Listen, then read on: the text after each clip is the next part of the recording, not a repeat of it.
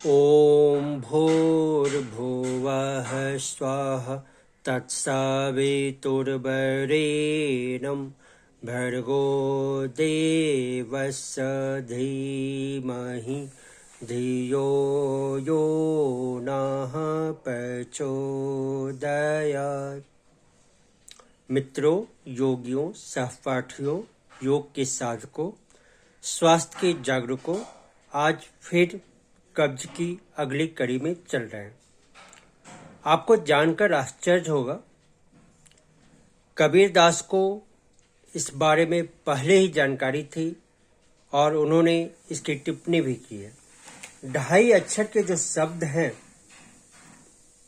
उसमें सारे संसार का ज्ञान छिपा हुआ है, तभी तो उन्होंने प्रेम शब्द को कहा 2.5 अक्षर का। उसी तरह से सत्य भी 2.5 अक्षर का है, कब्ज भी 2.5 अक्षर का है। मतलब कहा जाता है कि 2.5 अक्षर में मानवता का रहस्य छिपा हुआ है और ये कब्ज जो है सारी बीमारियों का जड़ है।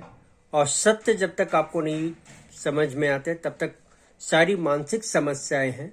और प्रेम हो तो कहीं भी कोई विवाद नहीं हो सकता, ये इसके कारण है। कब्ज का समांतर मतलब जो निकाला जाता है, गंदगी का रुकना। जो आपने भोजन किया वो शरीर में कहीं रुक जाए, कहीं पर आपके मल में अवरोध हो जाए। और भोजन जो आपने किया, चाहे वो द्रव के रूप में हो, ठोस के रूप में हो, चाहे चटनी के रूप में हो, वो उसकी यात्रा पूर्ण नहीं हो पाई, पूर्णता में बाधा पहुंच रही है, उसे हम कब्ज की संज्ञा देते हैं। आयुर्वेद तो सारे रोगों का कारण कब्ज ही मानता है। तो आप जानते हैं वैज्ञानिक तक लोग क्या मानते हैं। स्वस्थ रहने के लिए जो है रक्त की क्षारीयता 80% तथा अम्लता 20% होनी चाहिए। यह संतुलन जब तक बना हुआ है तब तक किसी प्रकार के रोग का भय नहीं रहता। लेकिन आज हमारे जीवन शैली में बहुत सारे परिवर्तन आ चुके हैं। जीवन में बहुत सारी चीज़ों का आविष्कार हुआ, बहुत सारी चीज़ जो है भोजन के क्षेत्र में हो, सुविधाओं के क्षेत्र में हो, आविष्कार हुआ। इससे हमारे जीवन शैली में जबरदस्त परिवर्तन आया है। भोजन में आज आपको चुनाव की बात होती है। आहार का चुनाव अगर गलत होगा तो हमें कब्ज होगा ही होगा।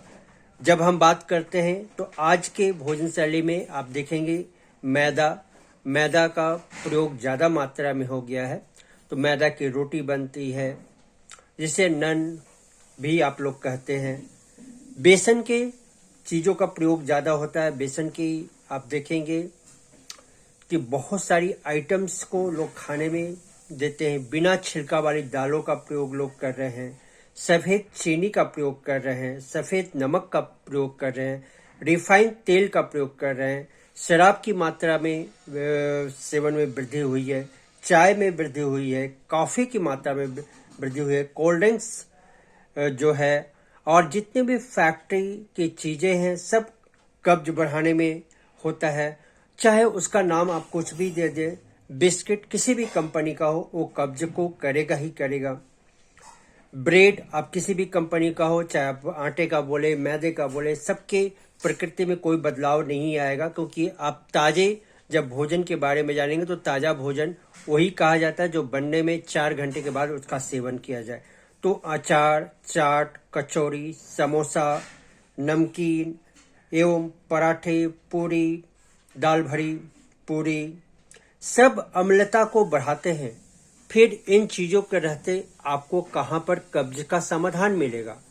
तो कब्ज के समाधान के लिए आपको भोजन में परिवर्तन तो करने ही करने होंगे। तो अम्लीय भोजन, ये मैंने सारी लिस्टें दी। अम्लीय भोजन है, आप सुबह से शाम खुद को देखें कि अम्लीय भोजन आपका 20% है कि 80% है, आप खुद निर्धारित कीजिए। क्षारीयता भोजन में क्या क्या आता है।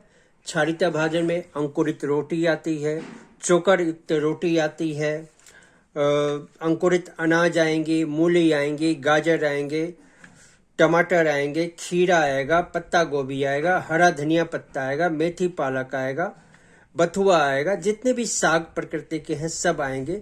आप सलाद का सेवन करें, कब्ज से मुक्ति। आप भोजन के पहले सलाद को खाएं, भर पेट खाएं सलाद को, देखिए आपको कभी भी कब्ज नहीं होगा।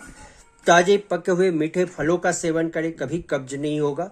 ये नारियल बोल रहा हूं तो नारियल भी आप एक जो है सीमा के अंदर सेवन करेंगे तो कब्ज का शिकार नहीं होगा। इस नारियल का दूध पिए तो भी कब्ज से मुक्ति मिलेगी।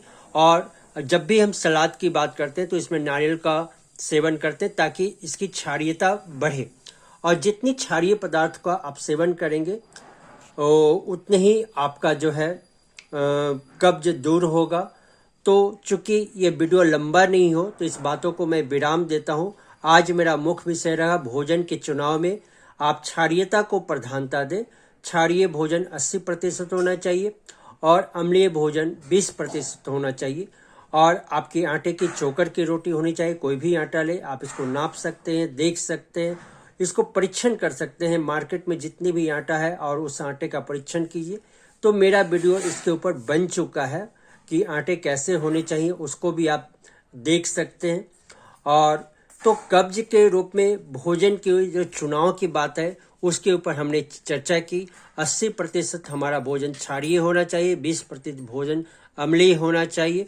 और ये जानकारी अच्छी लगे तो इस वीडियो को जन जन तक फैलाएं और चैनल को लाइक करें। और जितनी मेहनत से बनाई जाती है, जितनी ज्ञान हमें मिला है व्यवहारिक रूप से, उसे आप ही के ऊपर निर्भर है कि आप इसको फैला सकते हैं। तो उम्मीद है कि आप इस चैनल के अंदर आएंगे। धन्यवाद। हरिओम। ओम शांति।